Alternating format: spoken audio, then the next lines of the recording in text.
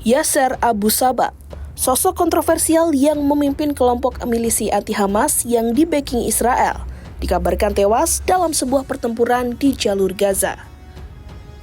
Kematian Abu Shabaab mengakhiri perjalanan seorang figur yang selama ini dipandang sebagai proksi Israel. Abu Shabaab yang berasal dari suku Badui Tarabin di Gaza Selatan, awalnya bukan figur yang dikenal luas. Namanya mulai mencuat ketika ia memimpin kelompok bersenjata bernama Dinas Anti Teror pada 2024. Keberadaan kelompok ini sejak awal dituding tidak lebih dari sebuah jaringan kriminal yang diberi legitimasi politik. Namun pada Mei 2025, kelompok itu mengganti nama menjadi Pasukan Rakyat, seolah berupaya memisahkan diri dari citra sebagai milisi bayaran Israel. Mengutip laporan Al Jazeera pada Kamis 4 Desember 2025, Pasukan Rakyat memiliki sekitar 100 anggota yang beroperasi di wilayah Gaza yang dikontrol Israel. Mereka dilengkapi senjata, kendaraan, dan peralatan yang disebut-sebut berasal dari dukungan otoritas Israel.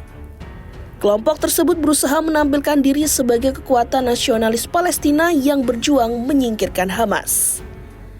Namun, berbagai laporan internasional justru menggambarkannya sebagai kombinasi antara geng kriminal dan pasukan proksi Israel yang tidak memiliki legitimasi sosial di Gaza.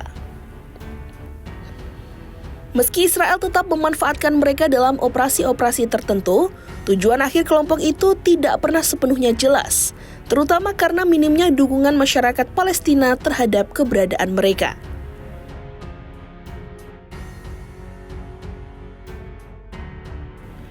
Bagi banyak warga Gaza, Abu Shabaab bukanlah pejuang, melainkan seorang kriminal.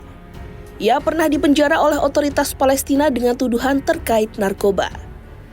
Ketika Perang Gaza pecah dan banyak fasilitas pemerintahan lumpuh, ia melarikan diri dari penjara dan kemudian menjalin aliansi dengan Israel. Bahkan pada Juni lalu, Perdana Menteri Israel Benjamin Netanyahu mengakui bahwa Israel menggunakan kelompok-kelompok bersenjata seperti Pasukan Rakyat untuk melawan Hamas. Pernyataan itu dianggap sebagai legitimasi atas keberadaan Abu Shabaab sebagai proksi militer di Gaza. Keputusan itu membuatnya ditolak bahkan oleh sukunya sendiri.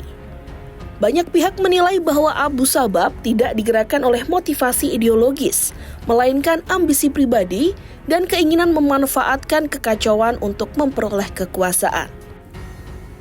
Sementara itu, klaim kelompoknya sebagai pasukan anti-teror juga dipertanyakan setelah muncul dugaan keterkaitan dengan jaringan penyelundupan ISIS dari Semenanjung Sinai menuju Gaza. Meski hubungan itu lebih berkaitan dengan jalur penyelundupan, namun temuan tersebut memperburuk citranya di mata publik.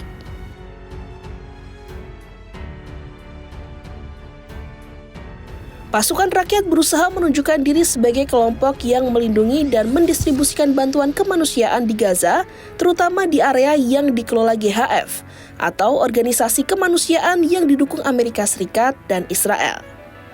Abu Shabaab bahkan pernah mengatakan kepada CNN bahwa pasukannya bekerja secara sukarela demi memastikan bantuan tidak dijarah.